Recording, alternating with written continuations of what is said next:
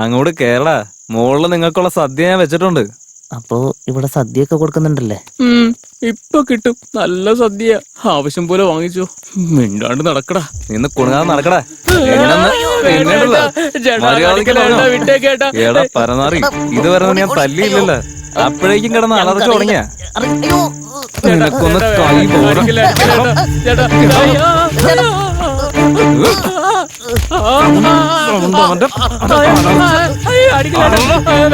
അടിക്കല്ലേട്ടാ. അയ്യോ ചേട്ടാ വേദനിക്കുന്ന ചേട്ടാ, അടിക്കല്ലേ. അയ്യോ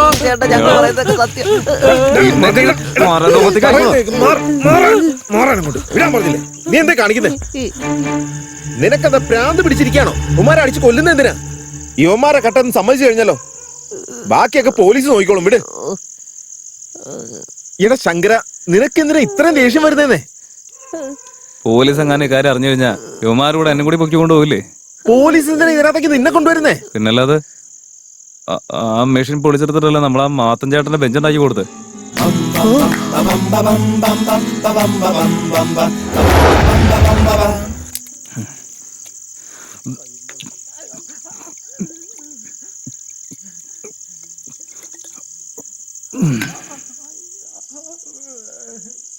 ചേട്ടാ, ഞങ്ങളത് മനഃപൂർവ്വം എടുത്തതല്ലേ ചേട്ടാ. ഒന്ന് പറയുന്നു കേക്ക്. നീ ഇങ്ങോട്ട് വന്നി ഒന്ന് നിർത്ത്. വെറുതെ ഇരിക്കാണ്ട് അവന്മാർ എന്തിനെടുത്തിട്ട് പൊതുക്കുന്നേ? ഇട തല്ലിയ ചത്തു അവന്മാര്. ആ മുടിയൻ എന്തെങ്കിലും പറഞ്ഞെന്ന് വെച്ചാൽ അവൻ പറയട്ടെ അവന്റെ പാട്ടിന്. മര്യാദക്ക് സത്യം പറഞ്ഞോണം, അല്ലെങ്കിൽ ചവിട്ടി കൂട്ടി ഞാൻ. പറയടാ.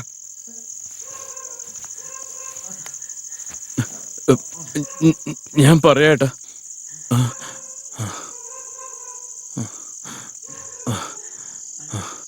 ചേട്ടാ, ഞങ്ങളുടെ തൊഴിൽ തന്നെ മോഷണമാണ്.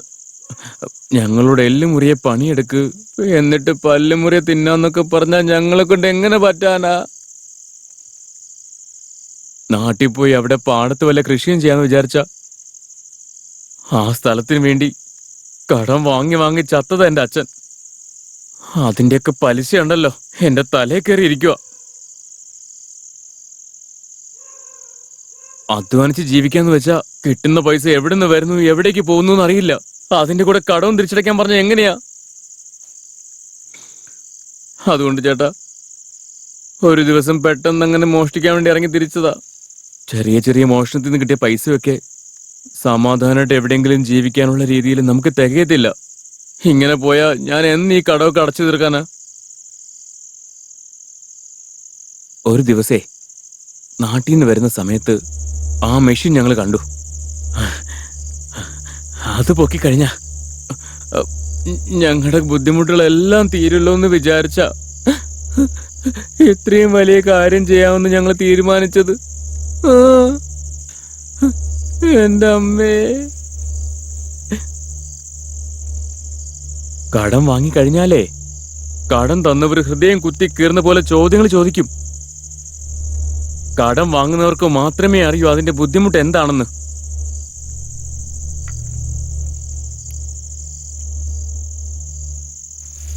ചേട്ടോ, നമ്മുടെ ഈ മുടിയനില്ലേ, ഇവനൊരു കൊച്ചിനെ കല്യാണം കഴിക്കണമെങ്കിൽ പാവം ഇവന്റെ കയ്യില് ഇച്ചിരി കാശൊക്കെ വേണ്ടേ? അല്ല, ഇതൊക്കെ ആര് ചെയ്തു തരാനാ?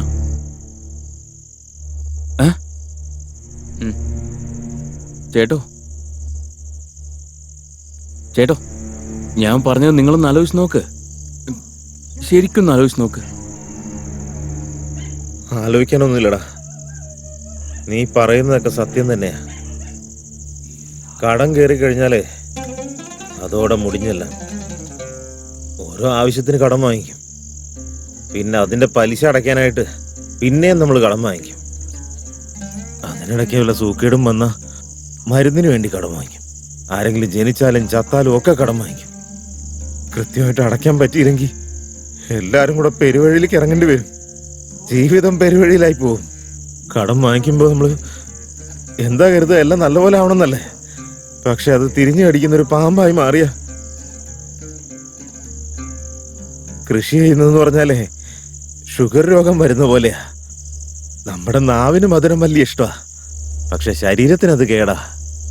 കടമെന്ന് പറയുന്നതേ ഒരു രണ്ടാം ഭാര്യ പോലെയാ. നമ്മുടെ ആഗ്രഹത്തിന് അതൊക്കെ വേണം, പക്ഷെ അത് കുടുംബത്തിന് വേണ്ട. ഒരുത്തൻ കടം വാങ്ങിച്ചു കഴിഞ്ഞാ അവന്റെ ജീവിതം തീർന്നു, എല്ലാം അവസാനിക്കും. രംഗ, നീ പറയടാ, അതങ്ങ് പൊളിച്ചെടുക്കട്ടെ. നിന്റെ ഈ അവസ്ഥ എനിക്ക് കണ്ടുവെക്കാൻ വയ്യ.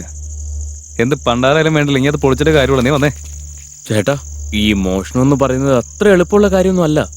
വാടിച്ച് മിണ്ടാതിരുന്നോണം. അവൻ വലിയൊരു കള്ളൻ. ചെല്ലാ സാധനം എടുക്ക ഇങ്ങോട്ട് വരാം, അത്രേ ഉള്ളൂ. എന്നാ പിന്നെ നോക്കാല്ലേ.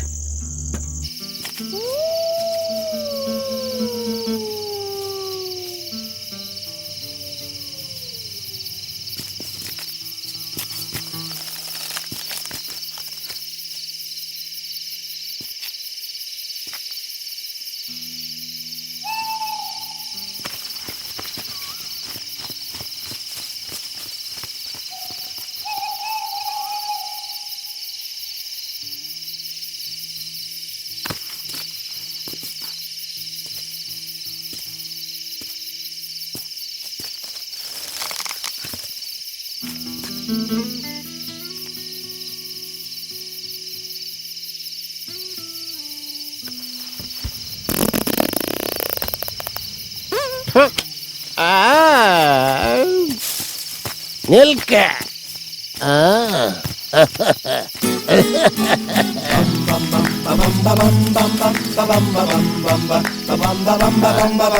ലളിത, നീ ഇങ്ങോട്ട് വാടി. നിന്നെ രക്ഷിക്കേണ്ടത് എന്റെ ഉത്തരവാദിത്ത.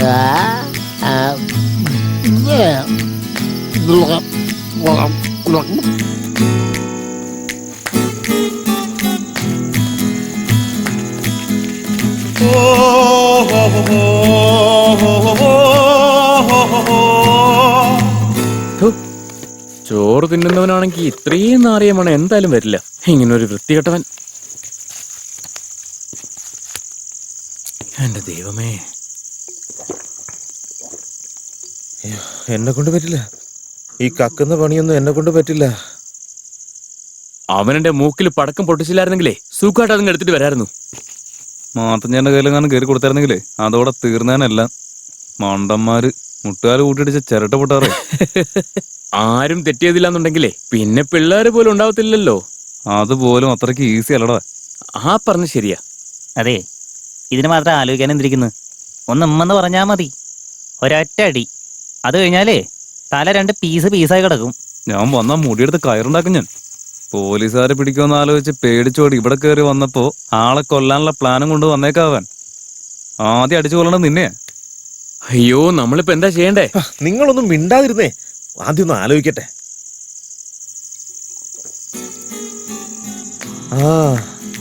ആ ബെഞ്ചിന്റെ മേലിലേ നമ്മൾ സ്റ്റിക്കർ ഒട്ടിച്ചിട്ടില്ല. മാത്തൻ ചേട്ടന് നമ്മുടെ കൗണ്ടർ എന്തായാലും കണ്ണെടുത്താ കണ്ടൂടാ. എന്തായാലും നമ്മളിപ്പോ കൗണ്ടറിന്റെ വീട്ടിലാണ് പണിയെടുത്തോണ്ടിരിക്കുന്നത്. അവൾക്ക് അസുഖമായി കിട്ടും. നിങ്ങൾ ധൃതി പിടിച്ച കാരണം ഞങ്ങളത് പെട്ടെന്ന് അവിടെ കൊണ്ടുവന്ന് ഇട്ടതാണ്. ഇതെടുത്തോണ്ട് പോയിട്ട് ഷീറ്റ് ഒട്ടിച്ചിട്ട് തിരിച്ചുകൊണ്ട് ഇടാന്ന് പറഞ്ഞിട്ട് അത് അവിടെ നിന്ന് നമുക്ക് എടുത്തോണ്ട് പോരാം. അതായിരിക്കും നല്ലത്. അത് മതി.